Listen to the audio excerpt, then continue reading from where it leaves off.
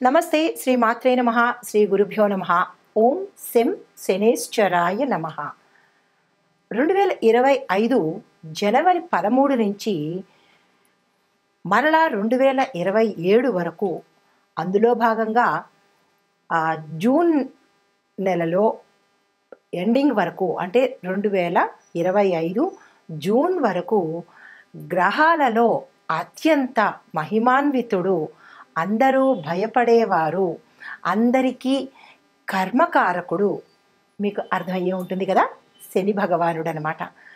ఈ సంవత్సరం 6 నెలల పాటు శనీశ్వరుడు అందరికీ మేషాది ద్వాదశ రాశుల వారికి విపరీతమైన భోగభాగ్యాలు, అష్టైశ్వర్యాలు, సంపదలు, ఇంకా ఒకటేమిటి అన్నీ అనుగ్రహించడానికి తనదైన రీతిలో ఆ స్వామి తొందరగా వచ్చేస్తున్నాడు.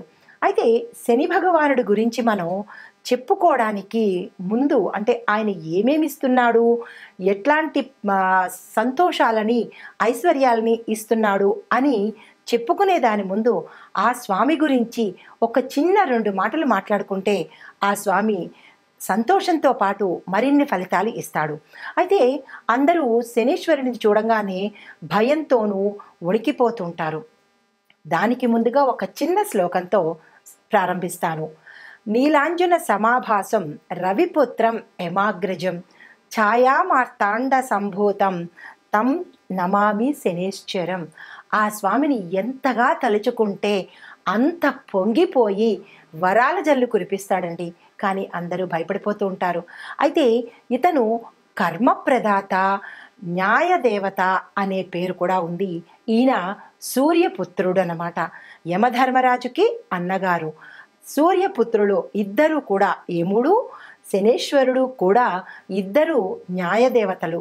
అంటే మనిషి యొక్క కర్మను ఎలాగా పరిపక్వం చేయాలి అనే దాంతో పాటుగా ఎక్కడికక్కడ మనిషి యొక్క కర్మలను నశింపచేస్తూ వాళ్ళని ఉత్తమంగా తీర్చిదిద్దడానికి వీరి ఇద్దరు న్యాయదేవతల కింద చెప్పుకుంటాము. అయితే అందులో శనేశ్వరుడు మన హిందూ వేద ఖగోళ శాస్త్రంలో నవగ్రహాలలో ప్రత్యేకమైన గ్రహము. ఆయనకి రాజమకుటం కూడా ఉంటుందన్నమాట. మీరు పరిశీలించినట్టయితే మిగతా గ్రహాలన్నీ సింగిల్గా ఉంటాయి, ఈయనకి ఒక ఒక చక్రం కూడా ఉంటుందన్నమాట. అయితే ఈయనకి మందగమనుడు అనే పేరు ఉంటుంది. మందగమనుడు అంటే స్లోగా నడిచేవాడు అన్నమాట.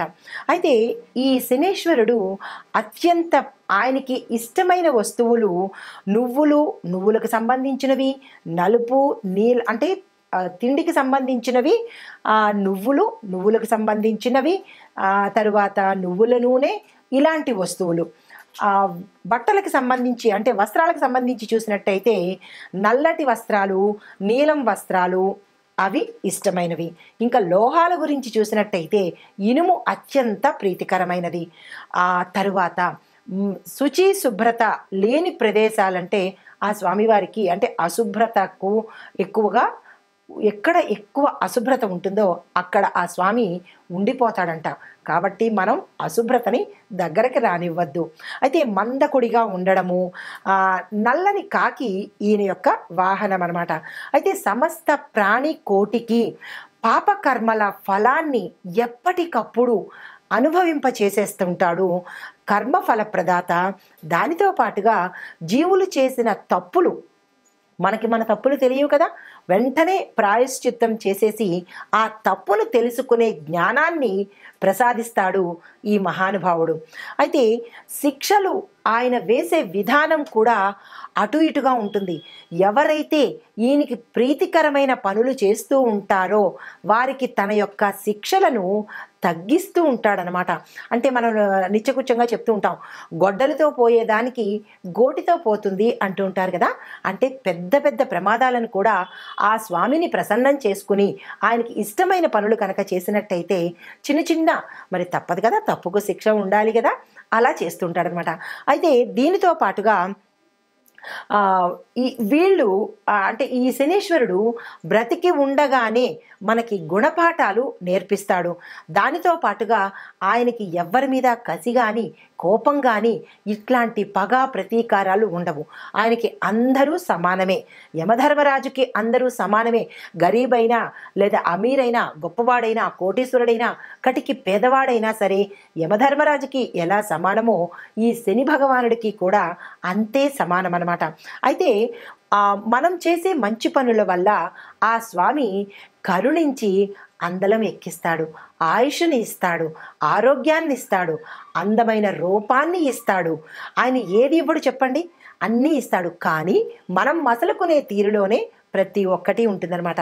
అయితే సాధారణంగా శనీశ్వరుడిని చూసి భయపడి కష్టాలు ఇస్తాడేమో, నష్టాలు చేస్తాడేమో అని ఆయన్ని భయంతో మనం ప్రార్థన చేస్తాము.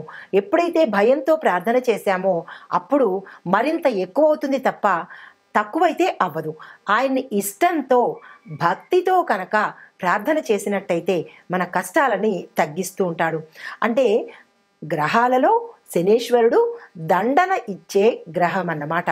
అయితే ఇందులో మనకి ఈ భగవానుడు ఇచ్చే ఆయన వచ్చే ప్రతి ప్రాణిలోకి వచ్చే అవకాశాలు ఏంటి అంటే ఏలినాటి శని అంటే సాడే సతి అంటారు, 7.5 సంవత్సరాలు, అర్ధాష్టమ శని, అష్టమ శని, ఇలాగా శని మహర్దశ కాలాల్లో ఆయన ప్రతి ఒక్క మనిషి జీవితంలోనూ ప్రవేశన చేస్తూ ఉంటాడు. అలాగే నక్షత్రాలలోనూ రాసుల్లోనూ కూడా ఈయన ప్రవేశం ఉంటుందన్నమాట. అయితే మనం భయపడిపోవాల్సిన పని లేదు. ఆయన పరిహారాలతో ఆయన్ని మెప్పించి ఆయన అనుగ్రహాన్ని పొందే శక్తి మనిషికి ఉందన్నమాట. అయితే ఈ శని యొక్క ఆధిపత్యంలో ఉన్న రాసులు ఏమిటి అంటే కనుక, అంటే మిత్రస్థానాలు, శని ఆధిపత్యం వహించే రాసులు మకర, కుంభాలు. ఆయనకి మిత్ర రాసులు ఏవి అంటే కనుక మిథున, కన్య, వృషభ, తుల. ఈ 4 రాసులు మిత్ర రాసులు ఆయనకి. అయితే నక్షత్రాలు ఏవి అంటే కనుక పుష్యమి, అనురాధ, ఉత్తరాభాద్ర నక్షత్రంలో జన్మించిన వారికి కొంత వెసులుబాటు అంటే అమెండ్మెంట్స్ ఇవ్వడము, కొన్ని డిస్కౌంట్లు ఇవ్వడము చేస్తుంటాడనమాట. అయితే కష్టాలు మనిషి యొక్క అహంకారాన్ని తగ్గించి వాస్తవాన్ని, మానవత్వాన్ని తెలియచెప్పేందుకే కష్టాలు అనేవి వస్తూ ఉంటాయి. దాన్ని మరింతగా రెచ్చిపోయి కష్టం వచ్చింది కదా అని ఏదేదో చేసేస్తూ ఉంటే అవి మరింత ఉధృతమవుతాయి తప్ప తగ్గే ప్రసక్తి ఉండదనమాట. ప్రతి కష్టాన్ని నవ్వుతూ స్వీకరించి దాన్ని దాటే మార్గం చూసుకోవాలి ప్రతి ఒక్క మనిషి. అయితే ఈ అహంకారాలతో పాటు జీవిత సత్యాలను నేర్పించడమే కాకుండా దైవం యొక్క అంటే ఆధ్యాత్మికతని కూడా నేర్పిస్తాడు. వాస్తవాన్ని కళ్ళకు కట్టినట్టుగా చెప్తాడనమాట. అయితే ఈ శని యొక్క జీవిత గమనాన్ని బట్టి స్థిరాస్తులు ఏర్పరచుకోవడం చూసారా, మనం ఆస్తులు సంపాదించుకున్నాము అంటే దాని అర్థము శని భగవానుడి యొక్క అనుగ్రహం అనమాట. ఆ కోటీశ్వరులైనా లేదా అంటే ఎక్కువగా ధనాన్ని సంపాదించిన వాళ్ళైనా వారి స్వయం శక్తి కాదు, శని భగవానుడి యొక్క అనుగ్రహం వల్లే. అవి మర్చిపోయి చిన్ని కష్టానికి ఆ స్వామిని తిట్టేస్తూ ఉంటారు. ఎదుటి వ్యక్తిని శనిలా దాపురించాడు, శనిలాగా వచ్చాడు, నాకు శని పట్టింది, ఇట్లాంటి మాటలతో ఆయన్ని తోలనాడతారు. అంటే మనిషి నైజం ఎలాంటిదంటే బాగా కలిసి వచ్చినప్పుడు నా అంతట వాడు లేడు అని విర్రవీగుతాడు. చిన్న కష్టానికి ఎదుటి వాళ్ళ మీద నింద వేస్తూ భగవంతుని నిందిస్తూ ఆ గ్రహాలను నిందిస్తూ ఉంటాడు తప్ప తన యొక్క తప్పుని అస్సలు ఒప్పుకోడు. అందువల్లే కష్టాల తీవ్రతను అధిగమిస్తున్నాడు, ఇంకా ఎక్కువగా కష్టాలను పొందుతున్నాడు తప్ప తగ్గించుకునే ప్రయత్నము మనిషి చేయడం లేదు. అయితే ఈ కష్టాలను ఓర్చుకునే శక్తి మన శని భగవానుడు ఈ సంవత్సరంలో ప్రతి ఒక్కరికి ఇస్తున్నాడు. అయితే దీన్ని బట్టి మనం ఒక్కటిగా అంటే ఎట్లా అంటే ఎవరెవరికి ఈ శని భగవానుడు ఏ అంశాల్లో ఉన్నాడు, ఏ ప్రదేశాల్లో ఉన్నాడు అనే అంశాన్ని క్లుప్తంగా మీ అందరికీ తెలియాలిగా. అందరూ శనేశ్వరుడు అంటారు, కానీ ఆ శనేశ్వరుడు ఎక్కడ ఉంటాడు, ఎవరిని ప్రీతిగా చూసుకోవాలి అనే అంశాన్ని మీకు క్లుప్తంగా చెప్తాను. శని భగవానుడు గురించి తప్పనిసరిగా వివరిస్తాను. స్కిప్ చేయకుండా చూడండి, ఆ భగవానుడి యొక్క అనుగ్రహాన్ని పొందండి. అయితే ఆయన ఉండే ప్రదేశాలు తోటమాలి, రైతుల దగ్గర, లోహాలలోనూ, తోలు కలప వ్యాపారాలలోనూ, చంద్రుడితో కలిసి ఉన్న సివిల్ ఇంజనీర్ల డిపార్ట్మెంట్లోను, బిల్డర్స్లోను, సర్వేయర్లలోను, ఎక్స్రే టెక్నీషియన్స్ ఈ విభాగంలో పనిచేసే వారిలోను ఈయన కలిసి ఉంటాడు. రవితో కలిసిన అంటే ఈయన సింగిల్గా ఉండేది ఈ ప్రదేశాలు. రవితో కలిసి ఉంటే కనుక ఏ ఏ రంగాల్లో ఉంటాడు అంటే ప్రభుత్వ రంగంలో సేవలు చేసేవారు, గురువుతో కలిసి ఉంటే భూములు కొనుగోలు అమ్మకాలు చేసేవాళ్ళు అంటే రియల్ ఎస్టేట్ల దగ్గర అన్నమాట, వాళ్ళ దగ్గర, గనుల యొక్క యజమానుల దగ్గర, సైంటిఫిక్ ల్యాబ్లో పని చేసే వారి దగ్గర, బ్యాంక్ సిబ్బంది దగ్గర, ప్రచారాలు చేస్తూ ఉండే వారి దగ్గర అంటే అడ్వర్టైజ్మెంట్లు చేస్తూ ఉంటారు కదా, వారి దగ్గర ఎవరితో కలిసి ఉన్నప్పుడు గురువుతో శని భగవానుడు కలిసి ఉన్నప్పుడు వీరి దగ్గర ఉంటూ ఉంటాడు. అయితే బుధుడితో కలిసి ఉన్నప్పుడు అంటే శని భగవానుడు సోలోగా ఉన్నప్పుడు ఇందాక చెప్పినవి, ఆ రవితో కలిసి ఉన్నప్పుడు ఇందాక చర్చించినవి, గురుడితో కలిసి ఉన్నప్పుడు ఇందాక చెప్పాను. ఇప్పుడు బుధుడితో కనుక శని భగవానుడు కలిసి ఉంటే ఎలాంటి వారి ఫలితాలు ఇస్తాడు అంటే రచయితల దగ్గర, శాస్త్రవేత్తల దగ్గర, కలప కోసేవారి దగ్గర, ఉపాధ్యాయుల దగ్గర, సెన్సార్ బోర్డు సభ్యుల దగ్గర, సిఐడి డిపార్ట్మెంట్, సిబిసిఐడి డిపార్ట్మెంట్ ఉంటుంది కదా, వారి దగ్గర అంటే వారి డ్యూటీ ఏంటి, శిక్షలు వేసే డ్యూటీ అనమాట. కాబట్టి అలాంటి వారి దగ్గర ఉంటారు. ఇలాంటి డిపార్ట్మెంట్ వాళ్ళు పనిచేసే వాళ్ళ దగ్గర అంటే ఈ రంగాలలో శని భగవానుడి యొక్క రంగాలన్నమాట. అయితే ఇప్పుడు మన ఖగోళ శాస్త్రం ప్రకారము 2025 సంవత్సరంలో ఎక్కడెక్కడ ఏ గ్రహాలలో సంచారం చేస్తున్నాడు అనే అంశాన్ని పరిశీలన చేద్దాం. శనీశ్వరుడు తన ప్రభావాన్ని ప్రస్తుతము కుంభరాశిలో సంచరిస్తున్నాడు. అయితే ఈ సంవత్సరం శనీశ్వరుడు తన రాశిని మార్చుకోబోతున్నాడు. ఈ శని సంచారము కుంభరాశిలో ముగిసిపోయిన తర్వాత ఆ రాశి మీద ప్రభావంతో పాటు కుంభరాశికి ఏలినాటి శని అంటాం కదా, సాడేసతి ప్రభావము ఎంతకాలం ఉంటుంది అనే అంశాన్ని మనం ఇప్పుడు తెలుసుకుందాము. అయితే ఈ కుంభరాశిలో శని ప్రవేశం జరిగినప్పుడు ఎప్పుడు జరిగింది అంటే కనుక ఈ శనీశ్వరుడు జనవరి 17, 2023 సంవత్సరంలో కుంభరాశిలోకి ప్రవేశం జరిగింది. అంటే 2 సంవత్సరాలు కుంభరాశిలో అయ్యిందన్నమాట. ప్రస్తుతం కుంభరాశిలో ఏలినాటి శని భాగంలో 2వ దశ కుంభరాశి వారికి జరుగుతోంది. దీనితో పాటు ఈ గమనంలోనే మీనరాశిలోకి సంచారం చేశాడు.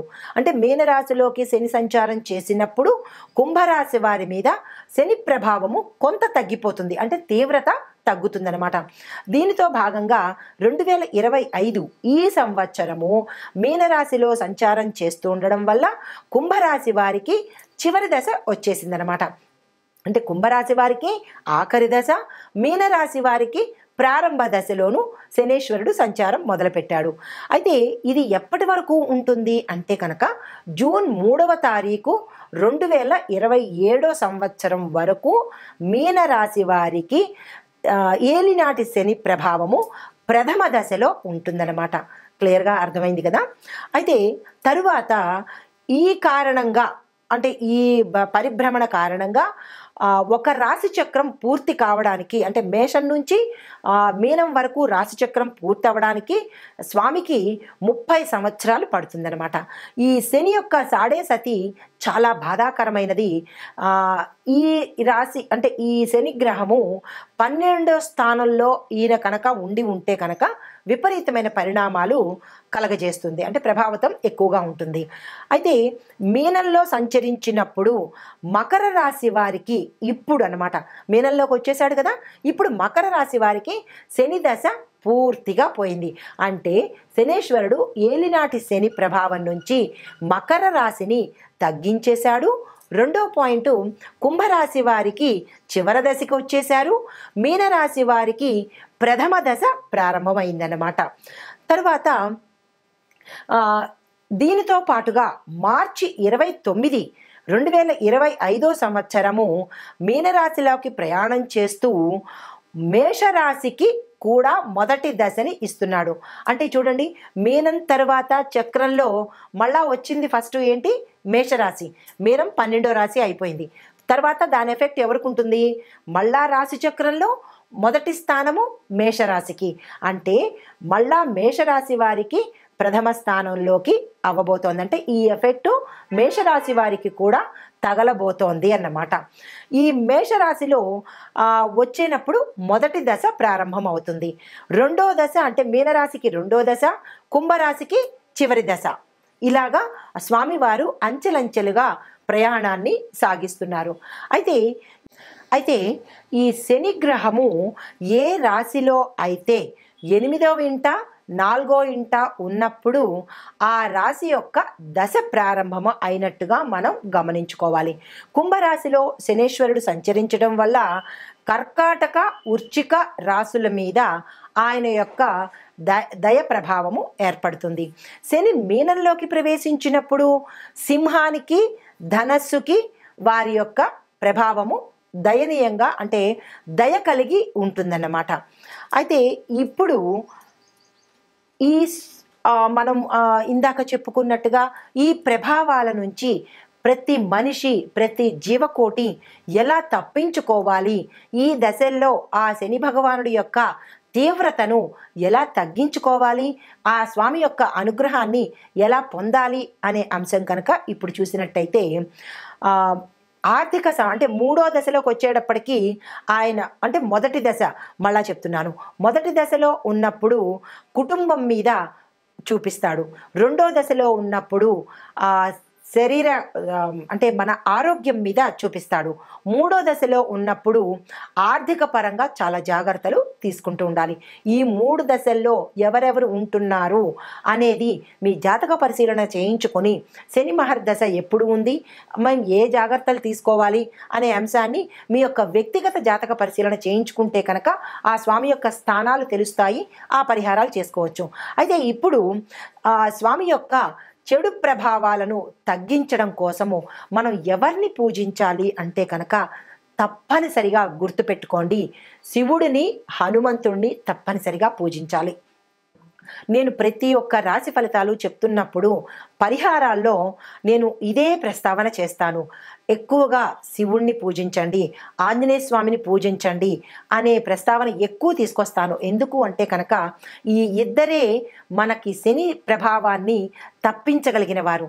ఎప్పుడు ఈమె ఇదే చెప్తూ ఉంటుంది, ఇంకొక పరిహారం చెప్పదా అని మీకు విసుగు రావచ్చు. కానీ మిగతా పరిహారాలు చెప్పినా కానీ అది ఫలితం లేకుండా ఏదో చెప్పాలన్నట్టే ఉంటుంది తప్ప మీకు ప్రయోజనం అయితే చేకూరదు కదా. అందుకనే ఈ ఇద్దరిని తప్పనిసరిగా 2025లో ప్రతి రాశి వాళ్ళు కూడా తప్పనిసరిగా ఈ 2 పరిహారాలు, మిగతావి మీ యొక్క జాతక పరిశీలన బట్టి ఆ పరిహారాలతో పాటు ప్రతి ఒక్కరూ కూడా వీరిద్దరిని పూజించాలి, ప్రదక్షిణలు చెయ్యాలి, వారికి ఇష్టమైన పనులు చెయ్యాలి. అప్పుడే శని భగవానుడి యొక్క తీవ్రత తగ్గుతుందనమాట.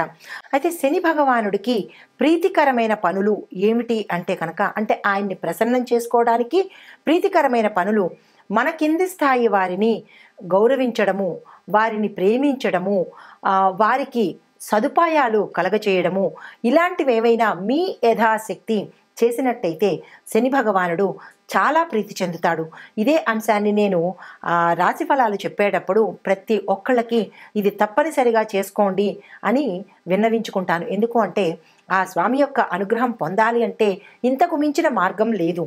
అంటే మన ఖగోళ శాస్త్రంలో ఈ నవగ్రహాలకి ఏ గ్రహానికి సంబంధించిన ప్రత్యేకత వారికే ఉంటుంది. అంటే చంద్రుడికి, సూర్యుడికి ఇలా నవగ్రహాలకి ఎవరి ప్రత్యేకత వారికే ఉన్నప్పటికీ అన్నిట్లోనూ ప్రత్యేకమైన గ్రహము శని భగవానుడు అనమాట. ఎందుకు అంటే ఈయన గమనము 19 సంవత్సరాలు ప్రయాణం చేస్తాడు కాబట్టి చాలా స్లోగా వెడుతూ ఉంటాడు. మిగతా గ్రహాలు పరిహారాలతోనే అనుగ్రహిస్తారు. ఈ పరిహారం బుధుడికి పరిహారము, గురుడికి పరిహారము, దానాలు ఇచ్చేస్తే అనుగ్రహం ఉంటుంది. కానీ ఒక్క శని భగవానుడు మాత్రమే మీ తోటి వారిని ప్రేమించడము, మానవత్వం కలిగి ఉండడము, నీతి నిబద్ధత న్యాయము కలిగి ఉన్న వారి జోలికి ఈయన అస్సలు వెళ్ళడు. కర్మకి తగ్గ ఫలితాన్ని ఇస్తాడు కానీ తీవ్రతను అయితే ఇవ్వడు. అందుకే ప్రతి ఒక్కరూ తమ దైనందిన జీవితంలో మనం అలవరుచుకోవాల్సింది, అలవాటు చేసుకోవాల్సింది మన సాటి వారిని తోటి వారిని మోసం చెయ్యకుండా, మన కింది స్థాయి వారిని, మన పని వారిని, కొంతమందిని అంటే మనకి బీదవాళ్లను, మన పని వాళ్ళను, ప్రతి ఒక్క మనిషిని గౌరవంతో చూడాలి, మోసం చెయ్యకుండా ఉండాలి. న్యాయబద్ధమైన నిబద్ధత కలిగిన జీవితాన్ని ఎవరైతే కొనసాగిస్తూ ఉంటారో వారికి శని భగవానుడి యొక్క కష్టాలు ఎలా ఉంటాయంటేట, ఎండలో వెళుతున్నప్పుడు చల్లని చిరుగాలి ఎలా ఉంటుంది, చల్లగా హాయిగా ఎలా ఉంటుందో అలా అనుభవింపజేస్తాడంట. కానీ ఆయన ఎవరికి తీవ్రమైన పరిణామాలు ఇస్తాడు అంటే, ఎదుటివారిని మోసం చేసేవారిని, అబద్ధాలతో కాలం గడిపేవారిని, ప్రతి ఒక్కరిని కించపరచటం కానీ, తక్కువ చేసి మాట్లాడడం కానీ, ఎదుటివారిని హేళన చేయటం కానీ, ఇలాంటి అకృత్యమైన పనులు ఎవరైతే మనిషిగా చేస్తారో వారికి తీవ్రమైన పరిణామాలు కలిగిస్తాడు. ఎందుకంటే ఆయన కర్మప్రదాత కదా. కర్మ అంటే పని, అది మంచి పని అవ్వచ్చు, చెడు పని అవ్వచ్చు. కాబట్టి ఇక నుంచైనా ప్రతి ఒక్కరూ నీతిబద్ధమైన జీవితాన్ని, న్యాయబద్ధమైన జీవితాన్ని అలవరుచుకోవడంతో పాటు సాటి వారిని, అది ఎవరైనా కావచ్చు, మనకన్నా తక్కువ కావచ్చు, మనకన్నా ఎక్కువ కావచ్చు, ప్రతి ఒక్కళ్ళని గౌరవించడం నేర్చుకున్నట్టయితే కనుక ఆ స్వామివారి అనుగ్రహానికి చెప్పక్కర్లేదు, ఆయనే తగ్గించేస్తాడు. కానీ తీవ్రత పడుతున్నాము. కొంతమంది అంటూ ఉంటారు, మాకు బాగా కష్టాలు వచ్చేస్తున్నాయండి, ఒకదాని మీద ఒకటి వస్తున్నాయి అంటే అది మీరు చేసుకున్నదే కదా, ఆయన ఏమీ ఇవ్వలేదు కదా. మనం ఏ కర్మ అయితే చేస్తామో అదే తిరిగి మనకి వస్తుంది. అది సైన్స్ పరంగా చూసినా కానీ న్యూటన్ లా అంటారు కదా, అంటే ఇంగ్లీష్ వాడు చెప్తే మన బుర్రకు తొందరగా ఎక్కుతుంది, మన వాళ్ళు చెప్తే మనకి తొందరగా ఎక్కదు. కాబట్టి ఏదైతే మనం గోడకి కొడతామో తిరిగి అదే ఫోర్స్లో తిరిగి మనకి వస్తుందన్న విషయము ప్రతి ఒక్కళ్ళకి తెలుసు. కానీ మన ఎదుటి వాళ్ళకి చేసే పనిలో కానీ, ఎదుటి వాళ్ళకి చేసే మోసంలో కానీ, ఎదుటి వాళ్ళని హింస పెట్టడంలో కానీ ఈ ఒక్క చిన్ని సూత్రాన్ని మనం మర్చిపోతున్నాము. ఆ మర్చిపోవడం వల్ల మనకి 100కి 10,000 రెట్ల వేగంతో ప్రతి ఒక్కటి అందుబాటులోకి వస్తుంది. కాబట్టి ఒకరిని హేళన చేయడం కానీ, కొంతమంది అన్ని రంగాల్లోనూ ఉన్నారు. కొంతమంది ఎదుటి వాళ్ళని హేళన చేయడము, వాళ్ళని తగ్గించడం కోసం, వాళ్ళ పేరు పోగొట్టుకోవడం కోసం, లేదా వాళ్ళ మీద బురద జల్లడము, వారిని అపకీర్తి పాలు చేయడము, ఇలాంటి పనులన్నీ చేస్తూ మళ్ళా మేము శని బాధలు పడుతున్నాము, పరిహారాలు చెప్పండి అంటే దాని అర్థం ఏమిటి ఉంటుంది? మనం చేసే పనుల వల్లే మనకి రిఫ్లెక్షన్ వస్తుంది. కాబట్టి ఇక నుంచైనా ఎదుటివారి ముందు లేదా ఎదుటివారితో మీ యొక్క ప్రవర్తన మంచుకోవడము, ప్రత్యక్షంగా కావచ్చు, పరోక్షంగా కావచ్చు, ఇంకా ప్రత్యక్షంగా కన్నా పరోక్షంగా వెన్నుపోటు పొడవడము, వారిని అపకీర్తి పాలు చెయ్యడము, వారి మీద దుర్భాషలు ఆడడము, ఇవన్నీ చేస్తూ మనకి మళ్ళా బాధలు వచ్చాయి అంటే రావా? మరి మీరందరూ ఒక్కసారి పునఃపరిశీలన చేసుకోండి. అంటే చెప్పినప్పుడు ఇబ్బంది కలగచ్చు, అంటే వాస్తవాన్ని కఠినంగా ఉన్నా కానీ చెప్పక తప్పదు. ప్రతి ఒక్కళ్ళు మారండి. మీ యొక్క నేచర్ని, మీ యొక్క మనస్సుని లేదా మీ యొక్క నైతిక ప్రవృత్తిని మార్చుకుంటే శని బాధలే కాదు, ఏ బాధలు ఉండవండి. తదుపరి కన్యారాశి. కన్యారాశిలో ఉండే విద్యార్థులు కనుక చూసినట్టయితే విజయాన్ని సాధిస్తారు. అంతర్జాతీయ అవకాశాలు అంటే విదేశాలు వెళ్ళి చదువుకునే అవకాశాలు కూడా ఈ రాశిలో ఉండే విద్యార్థులకు శని భగవానుడు అందించబోతున్నాడు. ఉద్యోగస్తులకు కొత్త కొత్త పనులు, కొత్త కొత్త బాధ్యతలు వస్తాయి, మంచి ప్రమోషన్స్ వస్తాయి, మీ ప్యాకేజ్ అధికంగా ఉంటుంది. మీ యొక్క యజమానులు మీ మాటకు విలువివ్వడంతో పాటు మంచి మంచి అవకాశాలను కూడా మీరు దక్కించుకుంటారు. శుభవార్తలు వింటారు. భూమి, వస్తు, వాహన, గృహ యోగాలు కనబడుతున్నాయి. ఆ దిశగా మీరు ప్రయత్నాలు చేసుకోండి. నిబద్ధతతో ట్రాన్స్పరెన్సీగా మీ యొక్క పనిని మీరు కనుక నెరవేర్చుకున్నట్టయితే శని భగవానుడి యొక్క అనుగ్రహాన్ని విశేషంగా పొందవచ్చు అన్నమాట. అయితే వ్యవసాయదారులకు చూసినట్టయితే పంటల దిగుబడి చాలా చక్కగా ఉంటుంది. మరింత ఉత్సాహంగా మీరు ఏ పంటలు వేయాలన్నా, ఏ పని చేయాలన్నా, రుణాలు తీసుకోవాలన్నా, రుణాలు తీర్చుకోవాలన్నా ఈ సమయం చాలా అనుకూలమైన సమయము. ప్రతి ఒక్క రైతు ఉత్సాహంగా ముందంజ వేయండి. వ్యాపారస్తులకు, వాణిజ్య రంగం వారికి, పారిశ్రామిక రంగం వారికి మీ యొక్క పెట్టుబడులకు కానీ లేదా మీ యొక్క ప్రోడక్ట్స్కి కానీ మీ వ్యాపారంలో కానీ వాణిజ్యంలో కానీ మంచి లాభాలు వస్తాయి. ఆకస్మిక ధనప్రాప్తితో పాటు మీరు ఊహించిన దానికన్నా విశేషమైన లాభాలు వచ్చే అవకాశం ఉంది.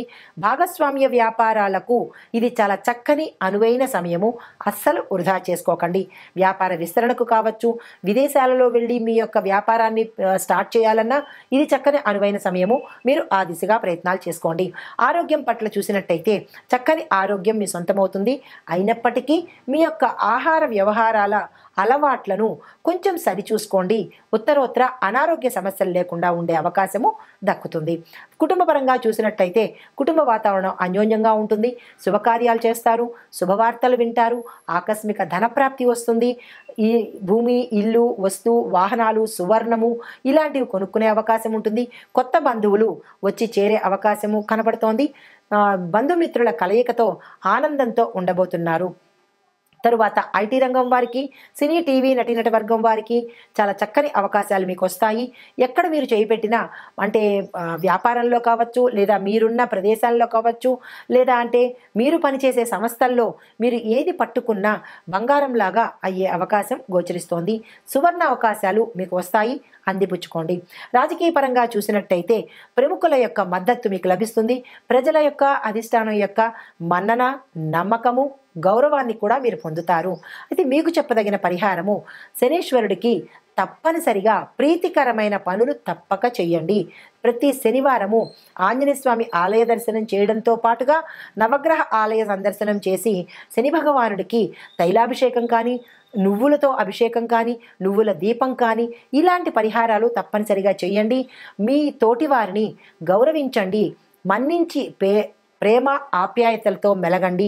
మోసము, మాయ, దగ అనే ఈ మూడిటిని మీ దగ్గరికి అస్సలు చేరనివ్వకండి. ఇవి ఈ రాశి వారికి చెప్పదగిన పరిహారాలు. ఈ పరిహారాలు శని భగవానుడి ప్రీతి కోసం చేసుకుని ఆయన యొక్క అనుగ్రహానికి పాత్రులు అవ్వండి. నమస్తే.